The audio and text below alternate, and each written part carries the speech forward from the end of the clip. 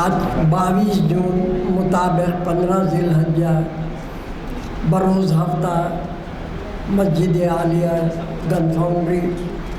کے conference hall میں ہفتے واری لیکچر تاریخ اسلام کی 148ویں نشست ہے۔ آج کا عنوان ہے موطا امام مالک رحمۃ اللہ علیہ تاریخ و تدوین، اور مقرر ہے جناب جناب پروفیسر سید رشید نسیم ندوی صاحب تشریف لا چکے ہیں۔ میں پروفیسر راشد نسیم ندوی صاحب سے ادباً گزارش کرتا ہوں کہ وہ شہ نشین پر آئے، تشریف لائیں اور ہمیں اپنے لیکچر سے مستفید فرمائیں۔ بروز منگل اسی کانفرنس ہال میں سلور جوبلی تاریخ اسلام لیکچر سیریز کی منائی گئی تھی، پہلی نشست تھی وہ، اور اسی سلسلے میں اس روز کچھ جو ہے انکنوینئنٹ ہوا، پروفیسر صاحب کو حاضر نہیں ہو سکے، تو آج تشریف لائے ہیں تو میں ان کی شال پوشی اور وہ مومنٹ کو پیش کرنا چاہ رہا ہوں۔ 2 منٹ میں انشاءاللہ اپنے لیکچر سے ہم کو ہمکنار کریں گے۔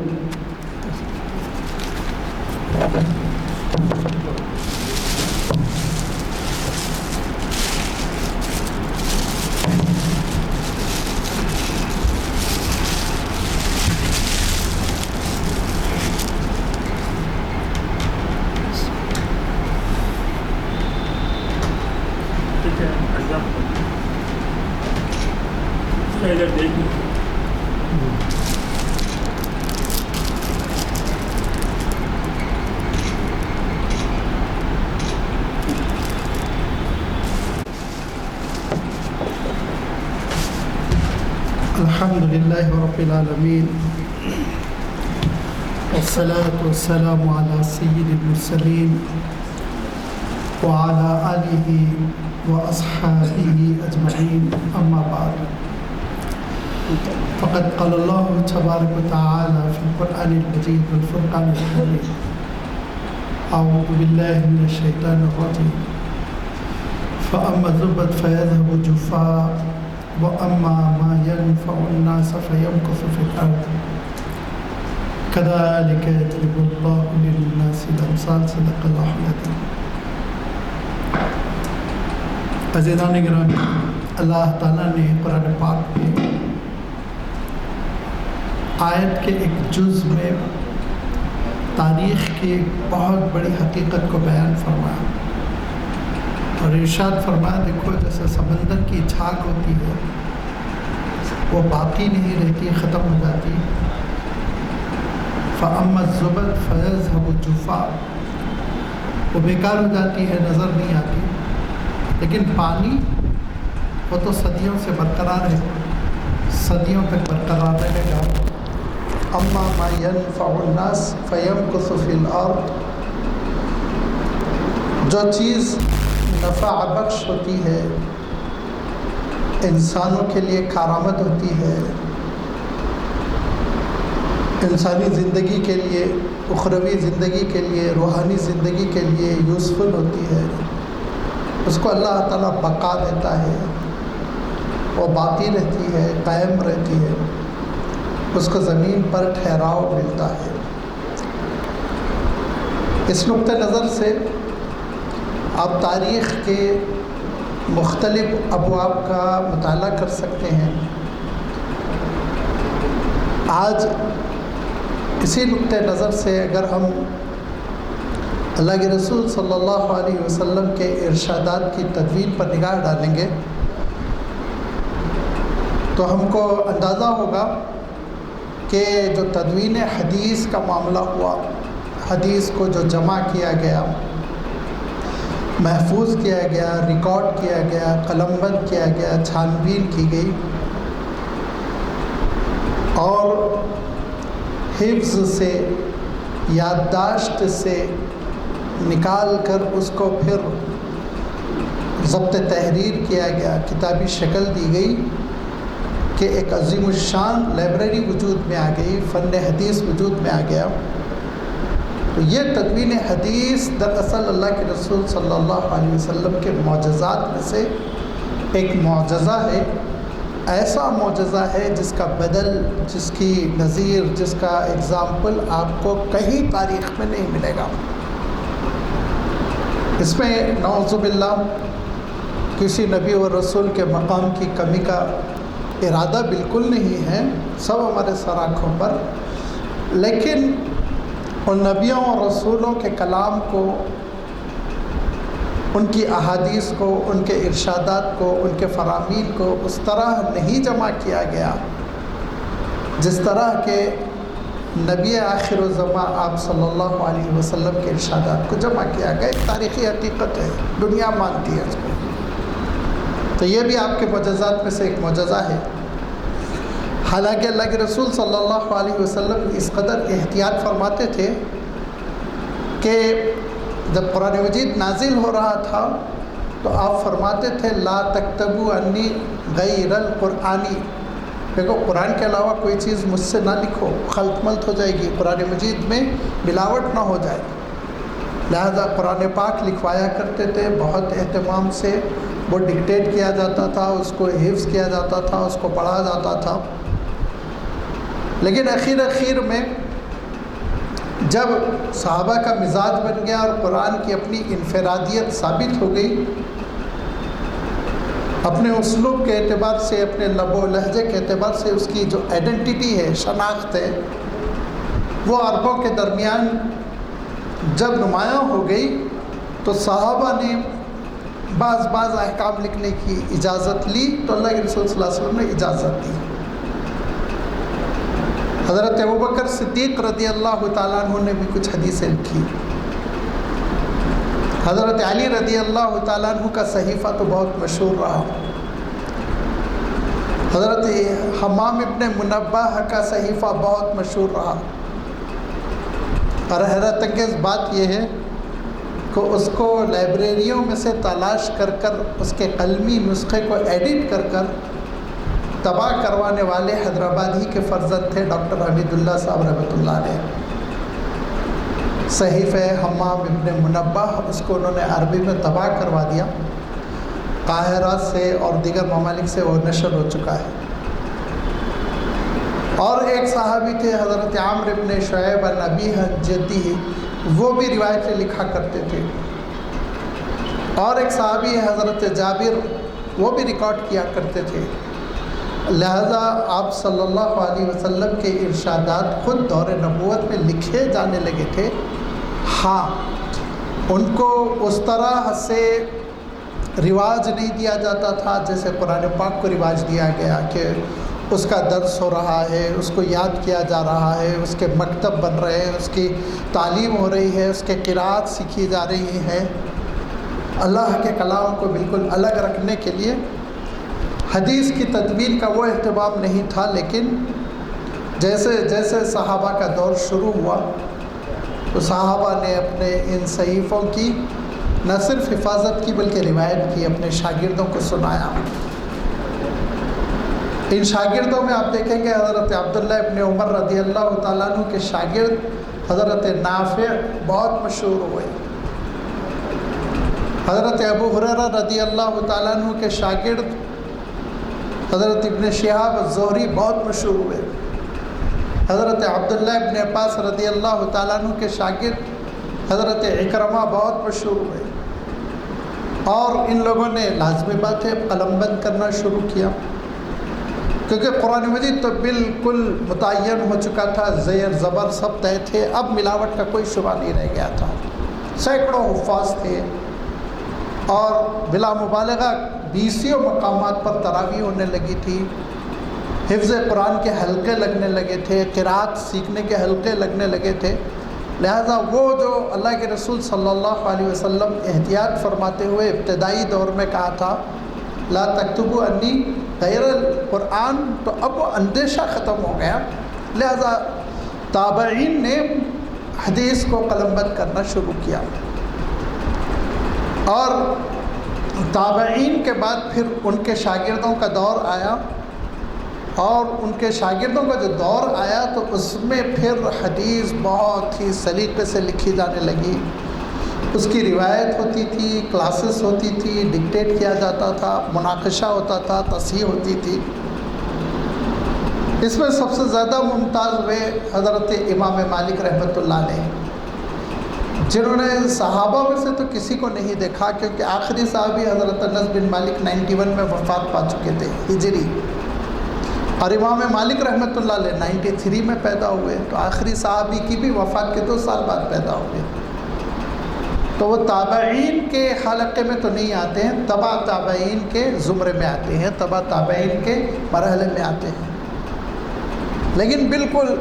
یوں سمجھ لیجیے کہ بس صحابہ کا دور ختم ہوا تھا کہ حضرت امام مالک رحمۃ اللہ علیہ کی تعلیم شروع ہوئی۔ بڑے مجاہدے سے تعلیم حاصل کرنی شروع کی، کیونکہ خاندان ایسا تھا جو تاجر پیشہ نہیں تھا، علماء کا خاندان تھا، دولت کی ریل پیل نہیں تھی، تنگی تھی، اور امام مالک رحمۃ اللہ علیہ نے بہت ہی کم عمری میں حفظ مکمل کر لیا، اور حفظ مکمل کرنے کے بعد آپ نے پھر احادیث کی تعلیم حاصل کرنی شروع کی، فقہ کی تعلیم حاصل کرنی شروع کی۔ تو سب سے پہلے آپ نے ابن ہرمز رحمۃ اللہ علیہ کو تھام لیا، ان کے دامن کو، 7 سال صبح سے شام تک بیٹھے رہتے، وہ ایک کچے مکان میں پڑھاتے۔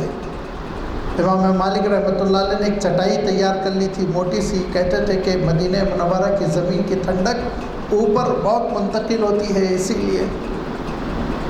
میں نے وہ گھاس پھوس سے ایک بیٹھنے بھر کا، جیسے آج کل کشن ہوتا ہے اس ٹائپ سے ایک بنا لیا تھا، اور اس پہ بیٹھے رہتے اور فرماتے جب تک اچھی طرح اندھیرا نہ ہو جاتا مجھے میرے استاذ محترم چھوڑا نہیں کرتے تھے۔ بڑا ذخیرہ علم کا آپ نے اپنے اسی استاذ سے حضرت ابن ہرمز رحمۃ اللہ علیہ سے حاصل کیا، لیکن یہ علماء کی شان رہی، اور یہ اسلامی علماء کا امتیاز رہا کہ کبھی وہ اکتفا بالقلیل نہیں کر سکے۔ آج اکثر و بیشتر میں نوجوانوں کے سامنے شکایت کرتا ہوں کہ ان کا مطمع نظر اور ٹارگیٹ بات ہے تو گریجویشن اگر کوئی کر لے، میڈیکل میں، انجینئرنگ میں، آرٹس میں، کسی اور فن میں، وہ بہت بڑی بات سمجھی جاتی ہے۔ آگے بڑھو، ریسرچ کرو، موجودہ دور ریسرچ کا دور ہے، ریسرچ کرنے والوں نے اس دنیا پہ کنٹرول کر لیا ہے، تم اسلام کے نمائندے ہو، تم ریسرچ کر دنیا کو نفع بخش چیز دو تو وہ برقرار رہے گی۔ یہ نوجوانوں کو پیغام میں ہمیشہ دیتا رہتا ہوں، ہمارے اسلاف کا یہی مزاج تھا۔ اب امام مالک رحمۃ اللہ علیہ سفر کرنے لگے، مختلف مقامات پر جا کر حضرت امام مالک رحمۃ اللہ علیہ نے جو ذانوِ تلمس طے کیا، علم حاصل کیا، تو آپ نے قریب 70 اساتذہ کی خدمت میں حاضری دی، بڑے بڑے امام، اسی میں حضرت نافع، اسی میں حضرت ابن شہاب زہری، جلیل القدر امام ہیں یہ تابعین کے حلقے کے، ان کی خدمت میں حاضر ہوئے، اور فرمایا بعض جگہ تو ایسا ہوا کہ میں حاضر ہوا بس تبرکاً، کیونکہ جو چیز میں پڑھ چکا تھا وہی ریپیٹ ہوئی، اتنا میں حفظ کر چکا تھا احادیث کو، اللہ تعالیٰ نے بڑی ذکاوت دی تھی کہ میں کسی امام کے پاس گیا اور ان کی روایتیں سنا تو علم میں اضافہ ضرور ہوا ہوگا، برکت ہوئی ہوگی، لیکن یعنی احادیث کے ذخیرے میں اضافہ نہیں ہوا. جو پہلے سے حفظ شدہ تھی، جو یاد ہو چکی تھی، وہی سامنے آتی رہی. لیکن اس کے باوجود آپ نے جب ان اساتذہ کی خدمت میں حاضری دے کر روایتیں سنی تو لازمی بات ہے یہ بڑا مجاہدہ تھا، شہر شہر منتقل ہونا. موجودہ دور کی سہولیات کو آپ بھول جائیے، وہ دور قربانیوں کا دور تھا، اور اسی دور میں حضرت امام مالک رحمۃ اللہ علیہ نے روایتوں کا ایک مجموعہ دیکھا. لازمی بات ہے کاغذ ابھی ایجاد نہیں ہوا تھا، تو جھلیوں پر لکھا جاتا تھا زیادہ تر، اور ایک خاص پیشہ تھا دباغت کا، جس میں وہ چمڑے کو باریک باریک جھلیوں کی شکل میں کاٹ دیتے تھے، اس کو سکھا لیتے تھے اور اس پہ لکھا پڑھا جاتا تھا. امام مالک رحمۃ اللہ علیہ کہتے ہیں ایک مجموعہ، ایک کلیکشن احادیث کا ایک جگہ مجھے نظر آیا، اور میں نے اس کی قیمت پوچھی کہ کتنے میں تم مجھے دے دو گے. تو انہوں نے بڑی قیمت لگائی، اور میں اس پوزیشن میں نہیں تھا کہ وہ پیمنٹ کرتا، لیکن میں وہ اس احادیث کے مجموعے کو چھوڑنا بھی نہیں چاہتا تھا. اب میری بے چینی بڑھتی چلی گئی، یہاں تک کہ رات ہو گئی اور اپنے گھر لوٹا، لیکن نیند میری آنکھوں سے کوسوں دور تھی، اور میں کروٹیں بدل رہا تھا کہ کیسے کچھ رقم کا انتظام ہو جائے اور میں وہ نسخہ خرید لوں، وہ کتاب خرید لوں، اگر آپ کتاب کا نام دینا چاہے، وہ صحیفہ خرید لوں. کہ اچانک میری نگاہ میرے گھر کی چھت پر پڑی جو لکڑی سے بنی ہوئی تھی، اور میں نے لکڑی کا اندازہ لگایا تو تخمینہ مجھے یہ حاصل ہوا کہ اس لکڑی کے بکنے سے اتنی قیمت آ جائے گی جتنی قیمت میں وہ صحیفہ خرید سکتا ہوں. پہلی فرصت میں پوری چھت کو نکالا، اور اس زمانے میں اچھی لکڑی استعمال ہوتی تھی، ساگوان کی، شیشم کی، آپ جانتے ہیں. ہم نے خود اپنے بچپن میں جو چھتیں دیکھی تو یہ بیم تھوڑی ہوا کرتے تھے لکڑی کی، اور وہ بھی ایسی ویسی لکڑی نہیں. عام طور پر جو لکڑی ہوتی تھی یا تو شیشم کی ہوتی تھی یا ساگوان، تو اس کی جو بیمیں ہوتی تھی وہ جب گھر گرتا یا توڑا جاتا تو وہ خود اچھے خاصے قیمت میں بک جایا کرتی تھی، کیونکہ معلوم یہ ہوا کہ لکڑی جتنی یہ پرانی ہوتی ہے اتنی مضبوط ہوتی ہے. واللہ اعلم. میں عرض کر رہا تھا کہ امام مالک رحمۃ اللہ علیہ نے چھت کا تخمینہ لگایا اور اس چھت کو فروخت کر دیا. واقعتاً اتنی قیمت آ گئی کہ آپ نے وہ صحیفہ خرید لیا. طلب علم. اب اس کے بعد کہتے ہیں 6 مہینے میں گھر پر چھت نہیں ڈال سکا، اور مدینہ منورہ کی سردی، اس سردی میں بغیر چھت کے رات گزارنا کتنا بڑا امتحان ہوا کرتا تھا، آپ اندازہ لگائیے. لیکن امام مالک رحمۃ اللہ علیہ کہتے ہیں کہ صبر و تحمل کے ساتھ میں برداشت کرتا رہا، یہاں تک کہ پھر حالات درست ہوئے اور پھر دوسری چھت ڈالی گئی. یہ اشتیاق تھا ہمارے اسلاف کا علم کے لیے، ولولہ، شوق. امام مالک رحمۃ اللہ علیہ جب اپنے اساتذہ سے تحصیل علم میں فارغ ہوئے تو ان تمام اساتذہ نے مل کر امام مالک رحمۃ اللہ علیہ کو، یعنی یہ لفظ ہم استعمال کر سکتے ہیں کہ زبردستی مجبور کر کر وہاں تعلیم دینے کے لیے بٹھایا جہاں حضرت نافع، جو حضرت عبداللہ ابن عمر رضی اللہ تعالیٰ عنہ کے شاگرد تھے، وہ درس دیا کرتے تھے، اور ان سے پہلے حضرت عمر رضی اللہ تعالیٰ عنہ وہاں بیٹھتے تھے اور مشورہ لیتے تھے. اور وہ جگہ ہے مسجد نبوی میں اللہ کے رسول صلی اللہ علیہ وسلم کے روضے اور آپ صلی اللہ علیہ وسلم کے ممبر کے درمیان کی. اتنا بڑا اعزاز. امام مالک کہتے ہیں کہ اس مقام کے جلال سے، رعب سے میں تیار ہی نہیں ہو رہا تھا، لیکن جب بڑے بڑے مدینہ منورہ کے فقہا نے باصرار تمام مجھے بٹھایا تب پھر مجھے انشراح تو ہو گیا. لیکن عالم یہ تھا کہ امام مالک رحمۃ اللہ علیہ درس دینے سے آنے سے پہلے غسل فرماتے، اور جو اچھے سے اچھا جوڑا آپ کے پاس دستیاب ہوتا وہ زیبدن فرماتے، عطر لگاتے، اور اس اہتمام کے ساتھ تشریف لاتے جیسے کہ جمعہ پڑھنے کے لیے آج ہم جاتے ہیں، اس اہتمام کے ساتھ، اس کے بغیر وہ روایت حدیث نہ کرتے، اور حدیث کی روایتیں وہ پوری آپ لکھنے لگے اور لکھ کر اس کو سناتے اور اس کی تشریح کرتے۔ یہ درس حدیث ہوتا، نماز فجر سے متصل شروع ہوتا،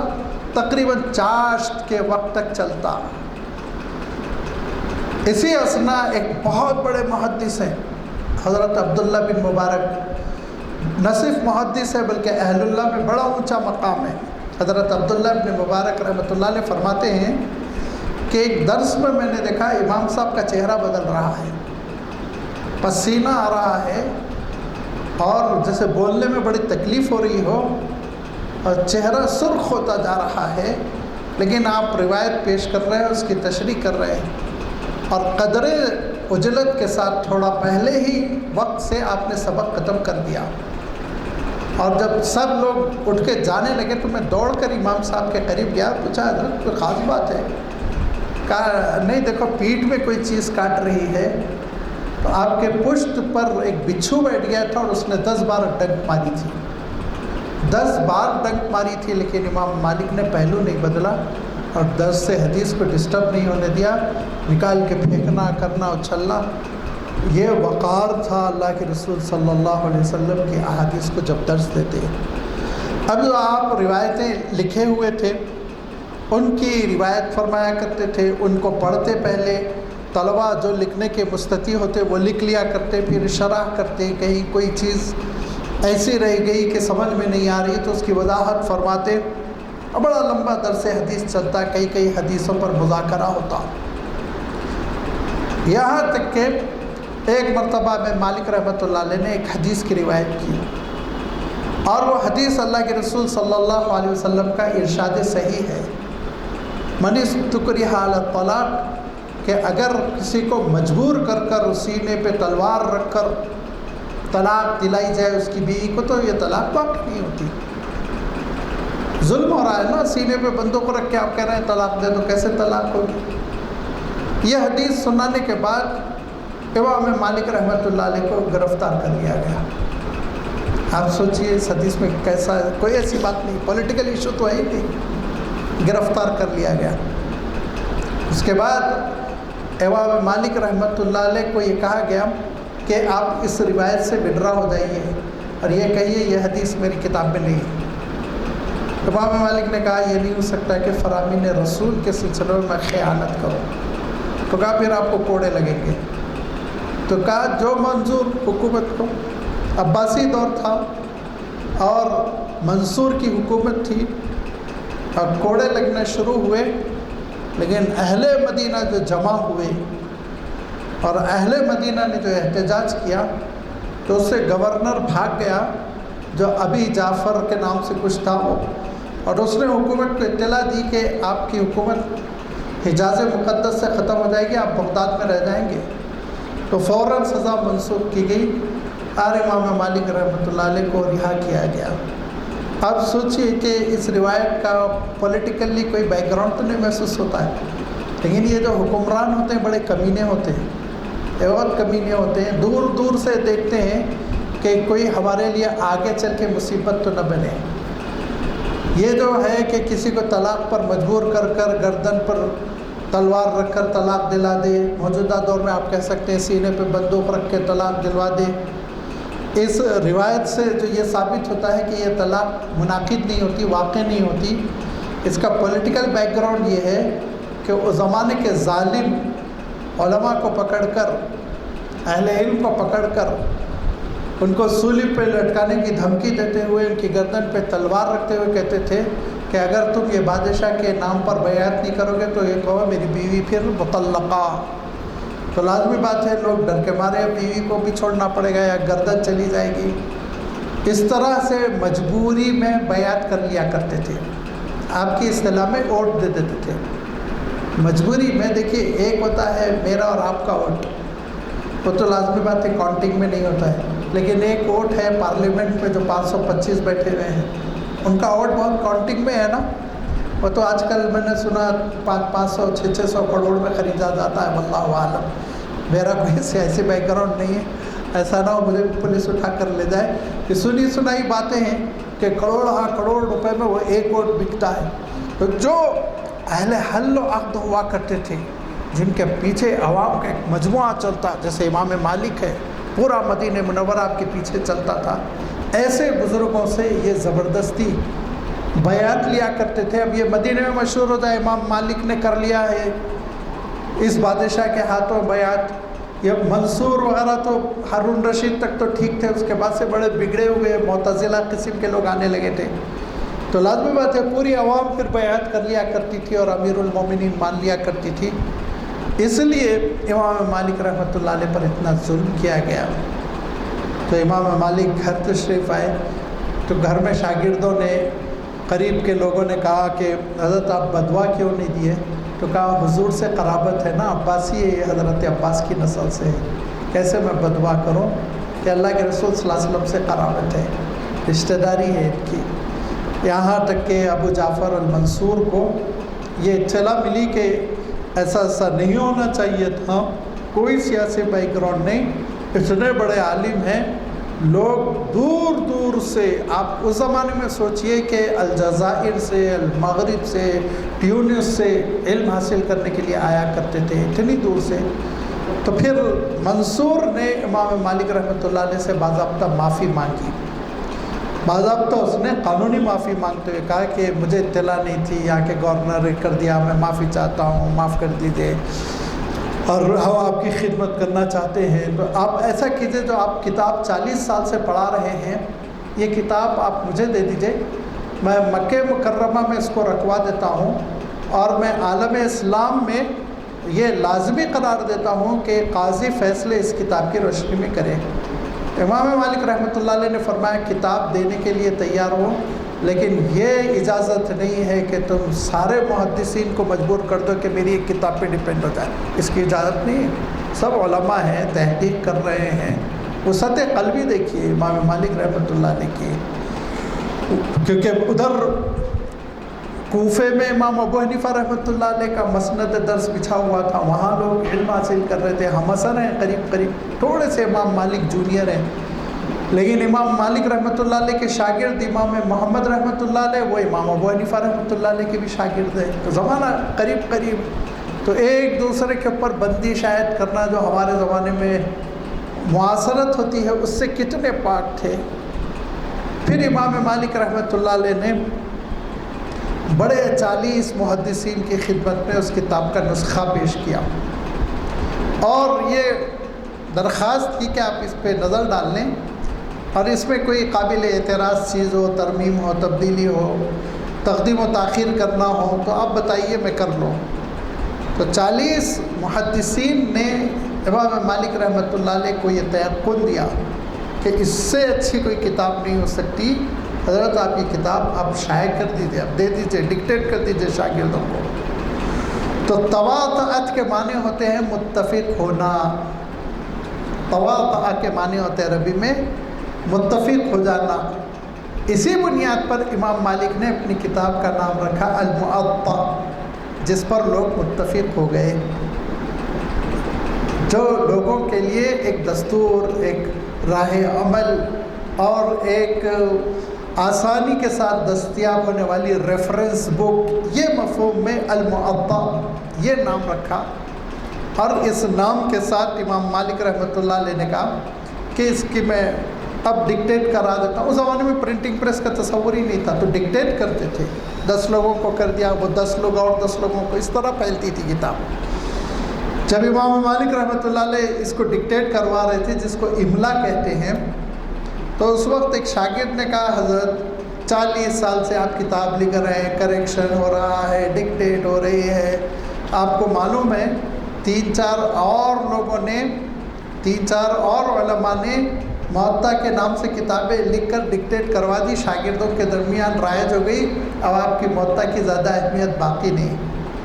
تو امام مالک رحمۃ اللہ علیہ نے تاریخی جملہ فرمایا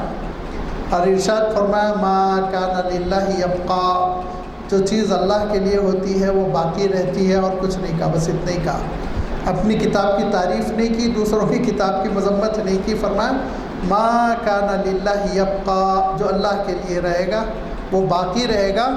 یہی وہ وجہ ہے جس کے لیے میں نے آیت کا سلیکشن کیا کہ جو لوگوں کے حق میں نافع ہے، قابل قبول ہے، جو مفید ہے، کارآمد ہے، اللہ تعالیٰ اسی کو بقا دیتا ہے۔ آج موطا امام مالک باقی ہے، اور ان کے معاصرین نے جو کتابیں لکھی تھی موطا کے ہی نام سے، وہ کتابیں میوزیمز میں بھی نہیں ہیں، مینuscripts بھی اس کے نہیں رہ گئے، ختم ہو گئے۔ بس ایسا ان کی زندگیوں میں تذکرہ آتا ہے کہ انہوں نے بھی ایک کتاب لکھی تھی، اس کا نام موطا رکھا تھا۔ لیکن امام مالک رحمۃ اللہ علیہ کی لازوال کتاب، اتنی پیاری کتاب حدیث کی کہ امام شافعی رحمۃ اللہ علیہ کا مشہور مقولہ ہے، امام شافعی رحمۃ اللہ علیہ جیسا جلیل القدر امام، آپ جانتے ہیں نا پورا مسلک شوافع ہے ان کی بنیاد پر، وہ امام شافعی رحمۃ اللہ علیہ فرمایا کرتے تھے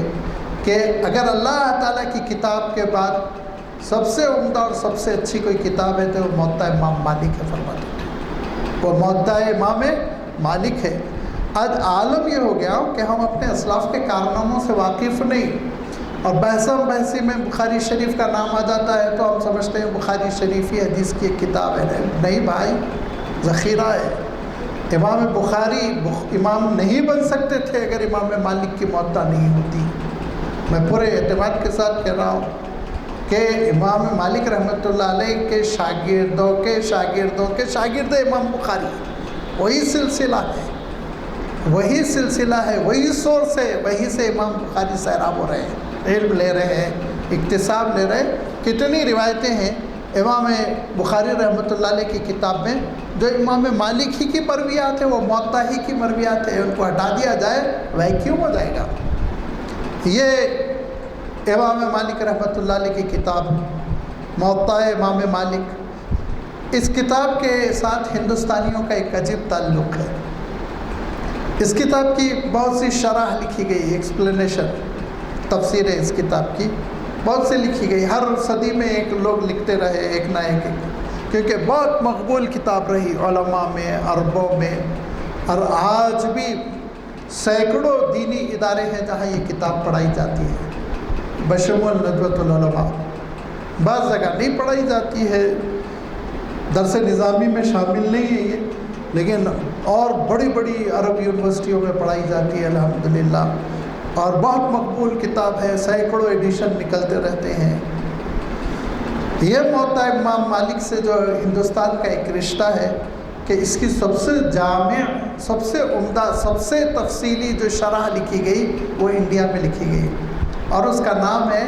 اوجز المسالک فی شرح الموطا لامام مالک۔ اوجز المسالک، کئی جلدوں میں، موٹی موٹی جلدوں میں کتاب بیرون ملک سے، بیروت سے، قاہرہ سے طبع ہوتی ہے، اور کوئی عرب محدث اس سے بے نیاز نہیں ہوتا۔ لیکن لازمی بات ہے عربی کا کام ہے اور ہم لوگ عربی سے واقف نہیں ہیں، لہٰذا ان کتابوں سے واسطہ نہیں پڑتا۔ لیکن موطا امام مالک رحمۃ اللہ علیہ کی ایک اپنی ارادیت ہے، اپنی ایک شان ہے، اس کا اپنا ایک مقام ہے، اور ہندوستان سے جو اس کی نسبت دوسری ہے وہ یہ کہ حضرت شاہ ولی اللہ رحمۃ اللہ علیہ محدث دہلوی بے پناہ ہم اس کے معتقد تھے، نمبر 1 پہلی ترتیب میں، ٹاپ آف دا لسٹ جس کو آپ کہتے ہیں، حدیث کی کتابوں میں جب ذکر کرتے تو موطا امام مالک۔ اور 2 شرح لکھی تھی آپ نے، مختصر، ایک مصفہ لکھی تھی اور ایک مصوّہ لکھی تھی، لیکن ایک فارسی میں ایک عربی میں ہے، اسی لیے ہم لوگوں کے پاس دستیاب نہیں ہے۔ تو آپ اندازہ لگائیے کہ عظیم الشان کتاب ہے الموطا، جس کا تلفظ بھی عوام تو عوام، علماء غلط کرتے ہیں، عوام تو عوام ہی ہیں، علماء غلط کرتے ہیں، اتنی بے خبری ہے اس کتاب سے، ناواقفیت ہے،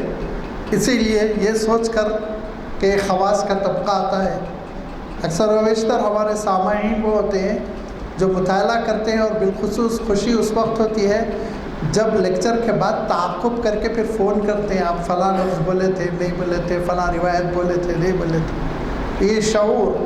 شعور کے ساتھ سننا، اور کوئی بھی چیز اندھے بن کے نہیں قبول کرنا، ٹھوک بجا کے قبول کرنا، یہ علم حاصل کرنے کی ایک سب سے یعنی یہ تحقیق کی ایک کلید ہے، کنجی ہے، جس سے ہم علم حاصل کر سکتے ہیں زیادہ سے زیادہ۔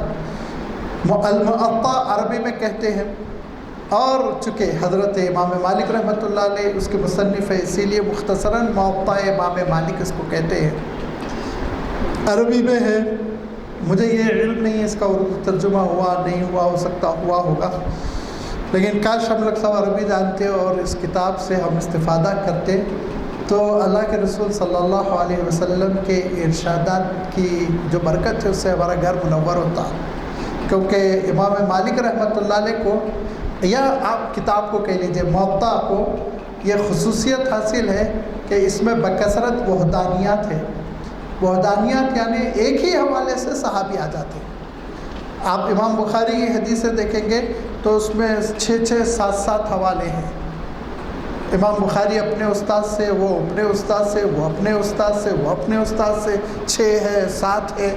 کیونکہ 2.5 صدی بہت بڑا زمانہ ہوتا ہے نا۔ لیکن امام مالک رحمۃ اللہ علیہ کا کیا ہے؟ عن نافع عن عبداللہ ابن عمر عن رسول اللہ صلی اللہ علیہ وسلم۔ حضرت نافع ہے بیچ میں، اتنے بڑے تابعی،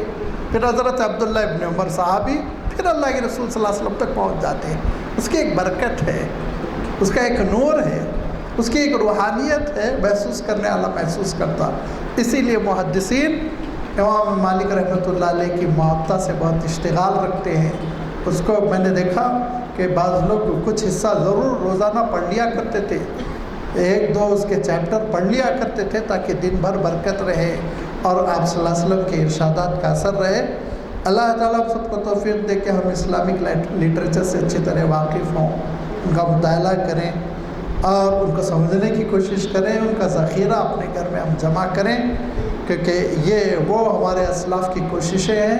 جس کے لیے انہوں نے اپنی جان کا، اپنے آرام کا، اپنی دولت کی قربانی پیش کی۔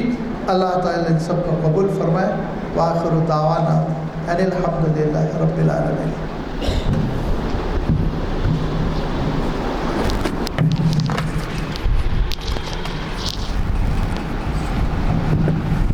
رحمۃ اللہ وبرکاتہ۔ الحمدللہ ماشاءاللہ بہت اچھے طریقے سے آپ کا بیان تھا۔ کافی دیر میں ایبسنٹ رہا، لیکن آخری کے 2-4 جملے جو آپ بولے بس اصل موتی وہی تھے، بہت دل کو لگے۔ بھائی یہ پروفیسرس ہیں، الحمدللہ ان لوگوں کا انداز بیان بہت عمدہ رہتا ہے اور کافی گہری تحقیق کے بعد ہی وہ لوگ اتنے کانفیڈنس سے بولتے ہیں، اور الفاظ کا جو ہے مجموعہ بھی رہتا ہے جو دل کو بہت بھا جاتا ہے۔ اس دن 11 جون کو جو فنکشن ہوا تھا، آپ ہی کی یونیورسٹی کے تھے، وہ افلو کے پروفیسر سید جہانگیر صاحب، ان کا بیان تھا، بہت عمدہ تھا صاحب، اتنا اچھے طریقے سے بولے ہیں، میرے دماغ میں ابھی تک بھی جو ہے بس ایک نشہ سا چھایا ہوا ہے کہ کیسی اچھی باتیں بتائے وہ بول کے۔ اللہ ان کی عمر دراز کرے۔ یہ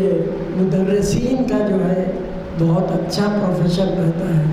اللہ ہم سب کو انہیں بار بار سننے کی توفیق و ہدایت فرمائے۔ بسم اللہ۔ اللہ آپ کے عمر کو دراز فرمائے، آپ کے علم میں اور برکت فرمائے۔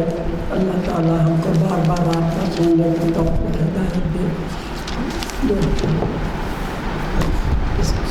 الحمدللہ رب العالمین۔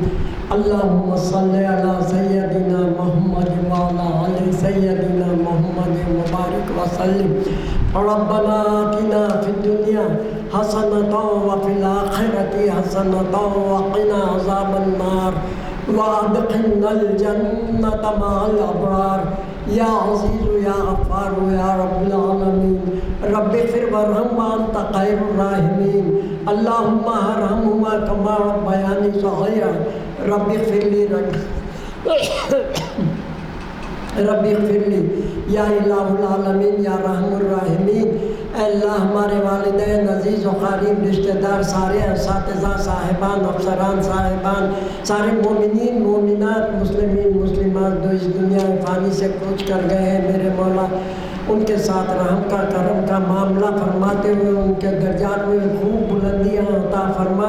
ان کی خبروں کو جنت کا ایک باغ بنا دے ہم سب جو بقید حیات ہیں میرے مولا توفیق دے ہدایت دے سچی توبہ کر لے توبۃ النصوح کروا لے جو تیرے دربار میں قبول و منظور ہو جائے بعد اس کے ہمیں ہدایت دے توفیق دے کہ ہم حضور پاک نبی کریم صلی اللہ علیہ وسلم کی پیاری پیاری سنتوں پر عمل کرنے والا بنا دے اے اللہ جو بیمار ہیں میرے مولا ان کو شفائے کاملہ عاجلہ مستعملہ بنا جو اے عطا فرما اے اللہ جو مقروض ہیں ان کے قرضوں کی ادائیگی کے اسباب بنا دے جو تعلیم پا رہے ہیں میرے مولا انہیں ان کے تعلیم میں اضافہ فرما نافع علم عطا فرما ہر امتحان میں امتیازی کامیابی عطا فرما جو بے روزگار ہیں روزگار کی تلاش میں ہیں ان کو حلال روزگار سے جوڑ دے جو ملازمت کر رہے ہیں کاروبار کر رہے ہیں میرے مولا ان کی ملازمتوں میں کاروبار میں برکت والی ترقی عطا فرما یا اللہ یا رحمان یا رحیم جن لڑکے لڑکیوں کی شادیاں ہونا ہے میرے مولا ان کے سرپرستوں کی مدد فرما میرے مولا بہتر سے بہتر رشتے فراہم فرما مبارک بختاور رشتے لگا دے سب کے گھر آباد و شاداب کر دے جن میں خطۂ رحمی ہے جن میں تو خطۂ رحمی ہے اللہ اس خطۂ رحمی کو صلہ رحمی سے متبدل فرما دے یا اللہ یا رحمان یا رحیم یا کریم ہماری دعاؤں کو محض اپنے فضل و کرم اور حضور پاک نبی کریم صلی اللہ علیہ وسلم کے واسطے سے توسل سے قبول و منظور فرما والحمد للہ رب العالمین بحق لا الہ الا اللہ محمد رسول اللہ